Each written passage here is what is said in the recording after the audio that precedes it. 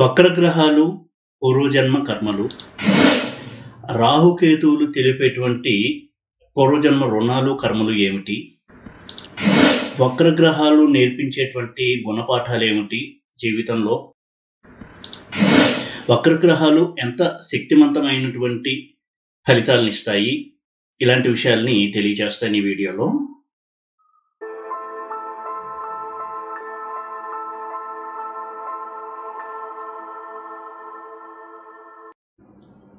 ఓం నమో వెంకటేశాయ. జ్యోతిషరత్నాకరం ఛానల్కి స్వాగతం. ఈ వీడియోలో వక్రగ్రహాల గురించి, అలాగే అవి ఇచ్చేటువంటి పూర్వజన్మ కనెక్షన్స్ గురించి కొన్ని విషయాలు తెలియజేస్తాను. ఇంతకుముందు వీడియోలో కూడా ఈ సబ్జెక్ట్ గురించి కొన్ని పాయింట్స్ నేను చెప్పడం జరిగింది. అయితే దానికి కొనసాగింపుగా అనుకోవచ్చు, మరికొన్ని పాయింట్స్ని షేర్ చేద్దామనే ఉద్దేశంతో ఈ వీడియో చేస్తున్నాను. చాలామంది వక్రగ్రహాల విషయంలో కొంత ఆందోళన చెందుతూ ఉంటారు. అంటే వక్రగ్రహాలు మంచి ఫలితాలు ఇవ్వవు, ప్రాబ్లమ్స్ ఎక్కువ ఇస్తాయి, ఇది మంచిది కాదా? ఏ గ్రహం అయితే వక్రించిందో ఆ గ్రహానికి సంబంధించినటువంటి ఫలితాలు, ఏ స్థానంలో వక్రించిందో ఆ స్థానానికి సంబంధించిన ఫలితాలు చాలా నెగిటివ్గా ఉంటాయి అన్నటువంటి ఒక అభిప్రాయం అయితే ఉంది.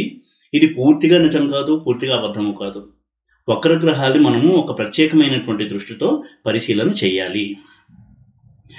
ఒక గ్రహం వక్రించింది అంటే దానికి కొంత లోతైనటువంటి ఒక మీనింగ్ అనేది ఉంటుంది, అర్థం అనేది ఉంటుంది. ఎలాగ మనం వక్రగ్రహాలని చూడాలి అనేది కొంత అవగాహన తెచ్చుకోవాలి. మన అనుభవంలో కూడా అది మనకు అర్థమవుతూ ఉంటుంది.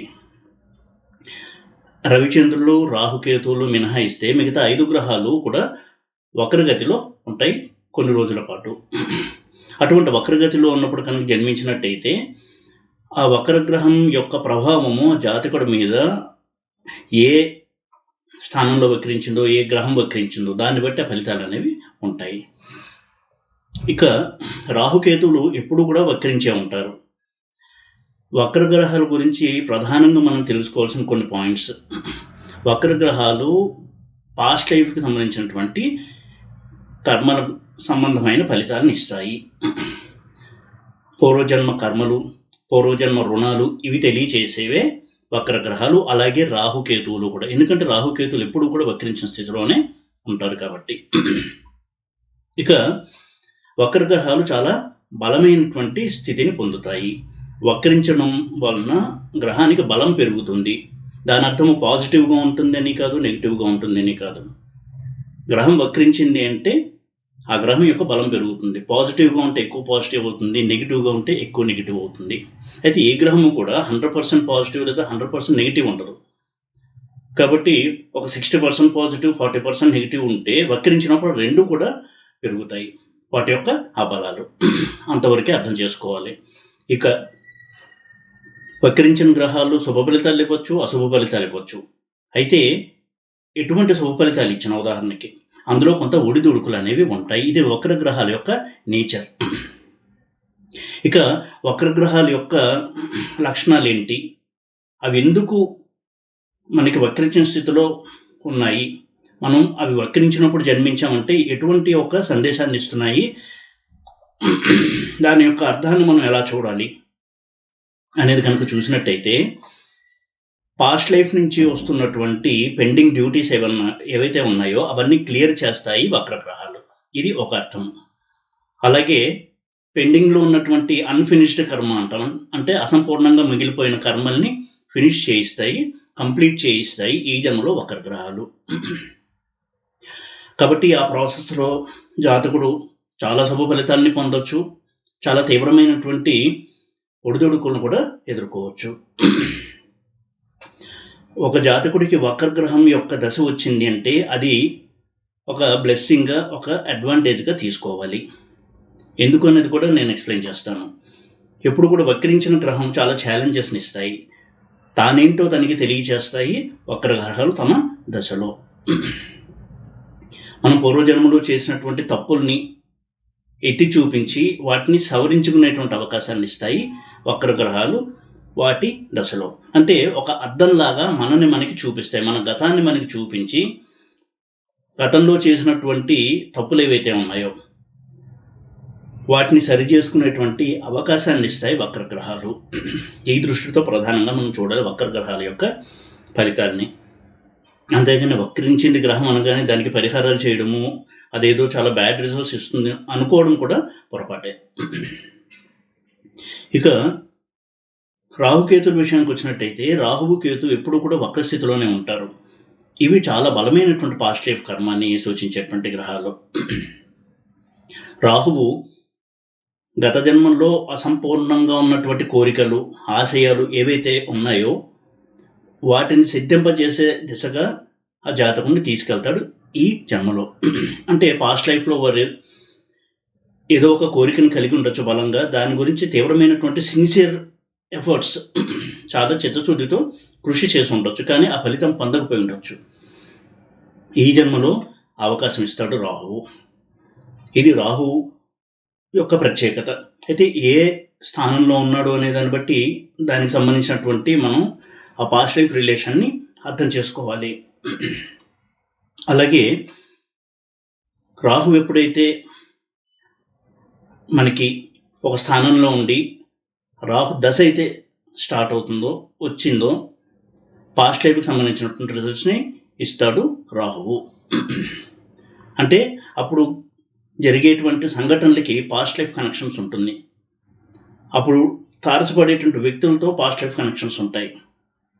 ఈ విధంగా మనం రాహు యొక్క నేచర్ని అర్థం చేసుకోవాలి. తీరని కోరికల్ని ఈ జన్మలో తీర్చేటువంటి అవకాశాన్ని ఇస్తాడు రాహువు తన మహాదశలో. అలాగే ఇంతకుముందు కొన్ని పొరపాట్లు చేసి వాటికి సంబంధించిన శిక్షను అనుభవించకుండా కనుక వచ్చినట్టయితే ఈ జన్మలో వాటికి సంబంధించిన శిక్షను అనుభవింపచేస్తాడు రాహు తన యొక్క మహాదశలో. అలాగే ఇంతకుముందు పాస్ట్ లైఫ్లో చాలా మంచి పనులు చేసి తన జీవితకాలంలో అవి కనుక అనుభవించేటువంటి స్థితిలో లేకుండానే చనిపోయినట్టయితే ఆ ఫలితాన్ని ఈ జన్మలో ఆ ఫలితాన్ని ఇస్తాడు రాహువు. కొంతమంది చూడండి, చిన్నప్పుడే చాలా చిన్న వయసు నుంచి అత్యద్భుతమైనటువంటి తెలివితేటలను ప్రదర్శించడము, కొన్ని టాలెంట్స్ని ప్రదర్శించడము అనేది చూస్తుంటాం. అంటే దానికి పాస్ట్ లైఫ్ కనెక్షన్ ఉంటుంది. అక్కడ రాహు యొక్క పాత్రను మనం గమనించవచ్చు. అలాగే గతంలో కొన్ని మానవ సంబంధాలు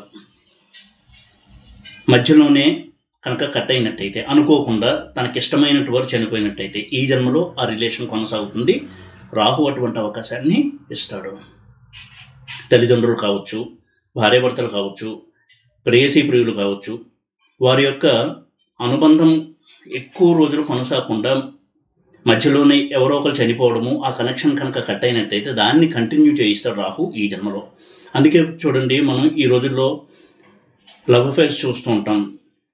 ఎక్కడో డిఫరెంట్ కల్చర్ నుంచి వచ్చిన ఇద్దరు వ్యక్తులు వెంటనే అట్రాక్ట్ అయ్యి లవ్లోకి వెళ్తూ ఉంటారు. అంటే దానికి కారణం ఈ జన్మలో ఉన్నటువంటి వారి పరిచయం కాదు, గత జన్మల నుంచి వచ్చినటువంటి ఆ సంబంధం, ఆ తీరనటువంటి ఆ సంపూర్ణం కానటువంటి ఆ అనురాగము, ఆప్యాయత, అవి ఈ జన్మలో కొనసాగిస్తాడు రాహువు. అది ఏ రకమైన సంబంధమైనా కావచ్చు, దానికి ఫుల్ఫిల్మెంట్, ఆ కోరిక, ఆ ఆప్యాయత, అనురాగం అన్నీ కూడా తీర్చుకునేటువంటి అవకాశాన్ని ఇస్తాడు రాహువు. అలాగే రాహు లగ్నంలో ఉన్నప్పుడు చూడండి, వాళ్ళ ఇంట్లో ఎవరన్నా పెద్ద తాతలు ముత్తాతలు సడన్గా చనిపోయినా, యాక్సిడెంట్లో చనిపోయినా, అనుకోకుండా చనిపోయినా వీరికి వెలితుండిపోతుంది. దాన్ని ఆ తరాల్లో ఆ వెలితిని తీరుస్తాడు రాహువు. లగ్నంలో రాహు ఉండి ఒక జాతకుడు జన్మించాడంటే అర్థము వారి పూర్వ తరాల్లో పూర్వీకులు ఎవరో మళ్ళీ జన్మించారని అందుకే అంటూ ఉంటారు. వాళ్ళ పోలికలు ఉంటాయి, రూపంలో కావచ్చు, ప్రవర్తనలో కావచ్చు, వారి ఇష్టాయిష్టాల్లో. ఇటువంటి రిజల్ట్స్ ఇస్తాడు రాహువు. ఇక కొన్ని టాలెంట్స్ ఉంటాయి, సంగీతం కావచ్చు, నాట్యం కావచ్చు, ఏవైనా సరే ఇటువంటి టాలెంట్స్ చిన్నప్పటి నుంచి ఉంటాయి. దానికి కారణం కూడా పూర్వజన్మలో చేసినటువంటి సాధన. దానికి ఇప్పుడు ఒక మంచి ప్లాట్ఫామ్ ఇస్తాడు రాహువు. అలాగే మనకు ఎదురయ్యేటువంటి వ్యక్తులు కూడా కొంతమందికి ఎవరితో అయినా సరే ఎప్పుడూ కూడా ఒక విరోధభావం, ఒక శత్రుత్వం అనేది ఏర్పడుతుంది. దానికి కూడా కారణం గత జన్మ సంబంధమే. అలాగే కొంతమందితో చాలా ఈజీగా కనెక్ట్ అయిపోతారు, కంఫర్టబుల్గా ఫీల్ అవుతారు, ఒక స్నేహితుడిగా ఫీల్ అవుతూ ఉంటారు.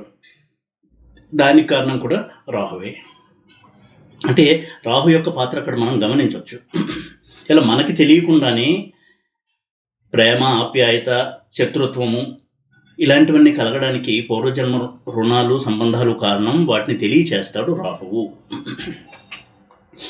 ఇక కేతు విషయానికి వస్తే, రాహు ఎప్పుడైతే ఇంతకుముందు జన్మల్లో తీరనిటువంటి కోరికలు, అసంపూర్ణంగా ఉన్నటువంటి సాధన ఇప్పుడు కొనసాగింపజేస్తాడో, అలా ఒక జన్మ లేదా 2 జన్మలు అయిన తర్వాత ఆ సాధనకి ఇంకా ముగింపు వచ్చే దశలో కేతువు ఆ ముగింపుని ఇస్తాడు.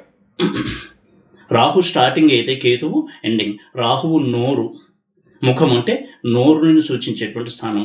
ఇంటేక్, మనం ఆహారం తీసుకునేది నోట్లోంచి. ఏదైనా సరే విషయాన్ని గ్రహించేది ముఖం నుంచి, ఇంద్రియాల నుంచి. వాటికి ముగింపు ఇచ్చేవాడు కేతువు. అందుకే కేతువు మోక్షకారకుడు కూడా అని కూడా అన్నారు. అంటే ఇక్కడ మోక్షము అంటే కేవలము వేదాంత పరిభాషలో ఉన్నటువంటి మోక్షమే కాదు, ఇటువంటి తీరని కోరికల నుంచి ఒక విడుదల. ఇక దాని మీద ఏ ప్యాషన్ ఉండదు, దాని గురించినటువంటి తాపత్రయం, క్రేవింగ్ లేకుండా మనసు స్థిమితంగా ఉంటుంది. అలాంటి స్థితిలోకి తీసుకెళ్తాడు కేతువు ఆ జాతకుణ్ణి. ఇద్దరూ కూడా మనిషి యొక్క జీవనాన్ని బ్యాలెన్స్ చేసేటువంటి ప్లానెట్స్.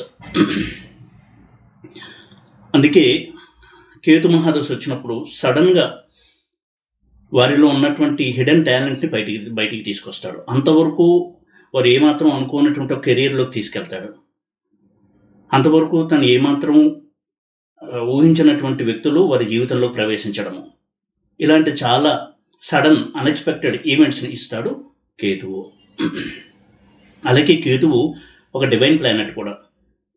అంటే పూర్వజన్మ పుణ్యం కొద్దీ కొంతమంది అద్భుతమైనటువంటి వ్యక్తులు పరిచయం అవ్వాలన్నా, సత్యాన్ని గురించిన విషయాలు తెలుసుకోవాలన్నా, ఆధ్యాత్మికపరమైనటువంటి సత్యాలే కాదు, రీసెర్చ్ కావచ్చు, ఎటువంటి సబ్జెక్టులో అయినా సరే ఆ డెప్త్ను తెలుసుకోవాలనే ప్రయత్నం చేయాలన్నా కేతువు యొక్క అనుగ్రహం ఉండాలి. దాని గురించిన ఫుల్ ఫోకస్ని ఇస్తాడు.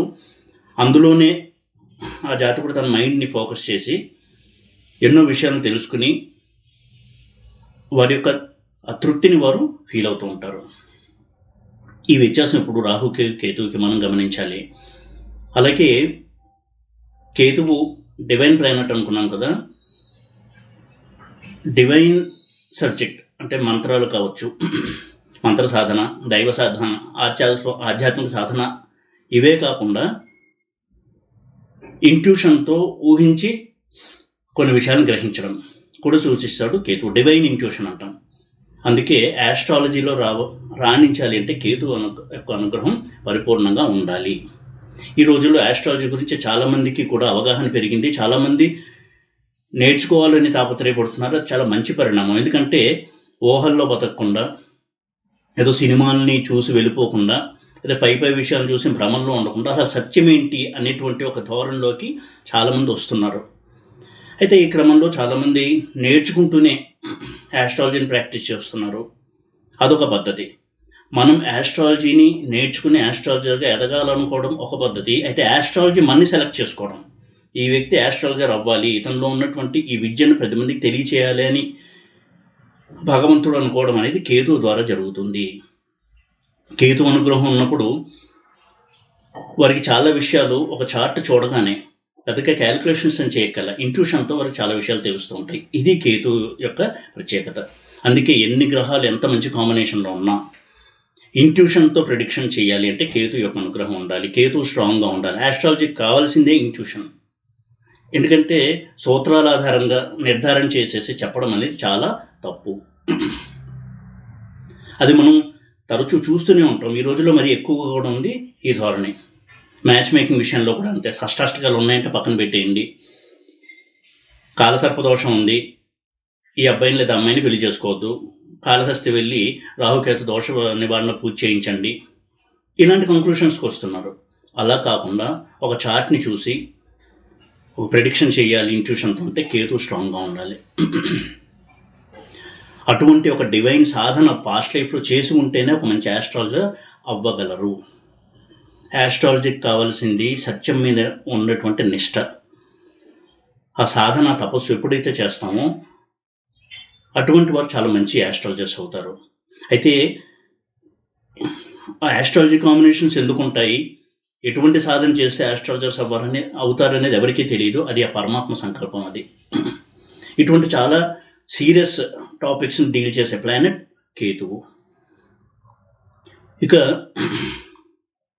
మిగతా 5 గ్రహాలు రవిచంద్రులను మినహాయిస్తే వక్రిస్తే ఎటువంటి ఫలితాలు ఇస్తాయి అనేది కనుక చూసినట్టయితే, క్లుప్తంగా కుజుడు వక్రించాడంటే అర్థం అన్నదమ్ములతో తగాదాలు, ఆస్తి తగాదాలు, తమ యొక్క